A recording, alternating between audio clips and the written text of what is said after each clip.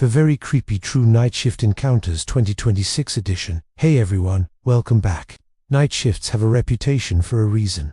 When the rest of the world goes quiet, the places that stay open become strange islands, too bright in some spots, pitch black in others. The same hallways and rooms you see during the day feel completely different after midnight. Sounds carry differently, shadows move when they shouldn't, and sometimes you realize you're not as alone as the schedule says you are. Tonight, for Very Creepy True Night Shift Encounters from people who worked them in 2025 and into the start of 2026, these stories come straight from viewers' regular jobs, regular people, and moments that still keep them looking over their shoulder when the clock hits a certain hour. If you've ever worked overnight, or if you're about to start, listen closely. Let's begin. The janitor and the third floor that wasn't empty. This is from Marcus. He started working third shift custodial at a mid-size corporate office building in late 2025. Empty during his hours, except for security and the occasional late worker.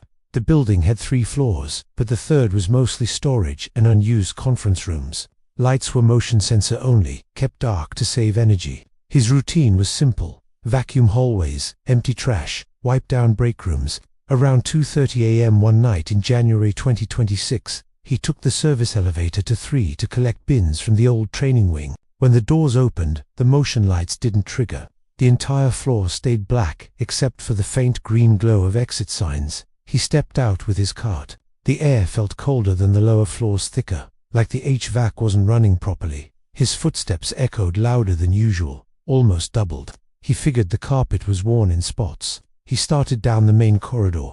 About 30 feet in, he heard it. A single clear footstep behind him. Not his. He stopped. Silence. He took 2 more steps. 2 more echoed. Back, same timing, same weight. Marcus turned. Flashlight beam cutting through the dark, empty hallway. No one.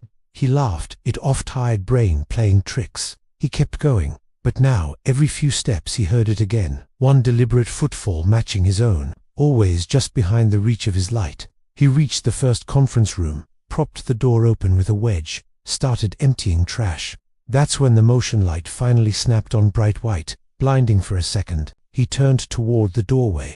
Standing in the hall, just outside the room, was a figure, male, wearing what looked like a dark suit, jacket and slacks. Back to him, head slightly tilted like he was listening. No movement.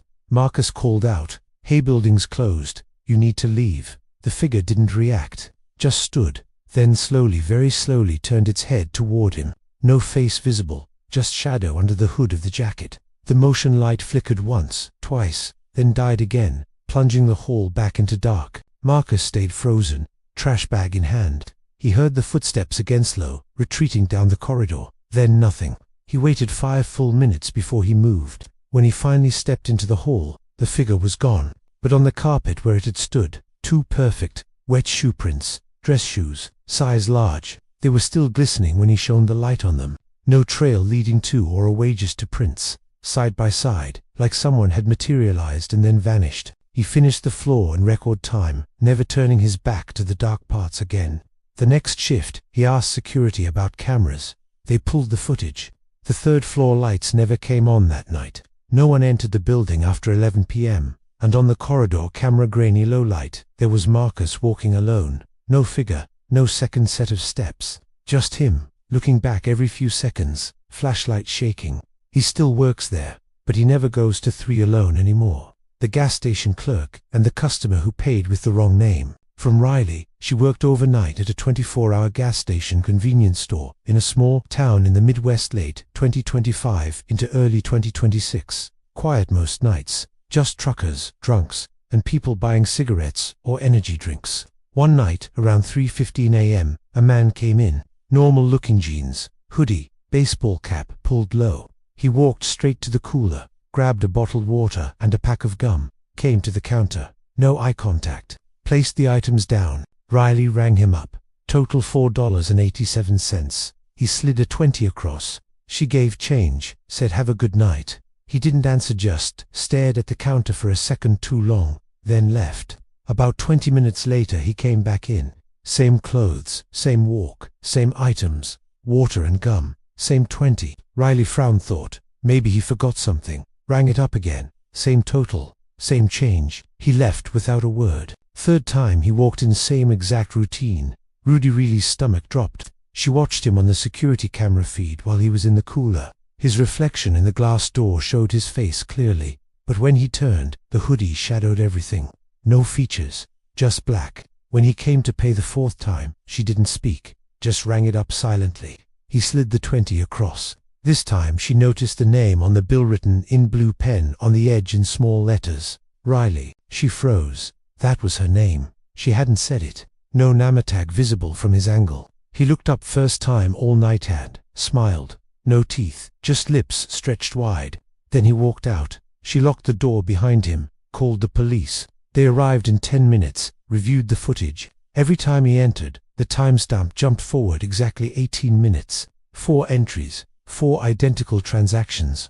4 times he walked out the front door, but the counter camera never once showed his face. Just the hood, the smile, and the 20 with her name on it. They never found him. Reilly quit 2 weeks later. She still can't look at bottled water without feeling watched. The warehouse picker and the voice on the radio. From Diego. He worked overnight order fulfillment at a large distribution center, 2026. Massive building. Rows of tall racks. Forklifts, silent after 1 a.m. Only pickers and a few drivers moving around. They used walkie-talkies to communicate zones and issues. Channel 4 was the main one.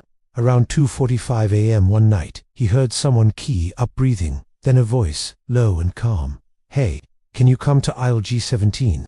I need help reaching something." Diego didn't recognize the voice. He asked who it was. No answer, just breathing. He figured new hire, maybe lost. He headed that while G was deep in the back. Low traffic. When he got there, the aisle was empty. No one, no pallet on the floor. Just the usual boxes stacked high. He keyed the radio. "I'm here, where are you?" Static. Then the same voice, right behind him. "Look up." Diego turned, looked up. On the third tier of racking, about 20 feet up, a figure was lying flat on a stack of boxes, face down, arms dangling over the edge. Hoodie, jeans, not moving, just lying there, staring down at him.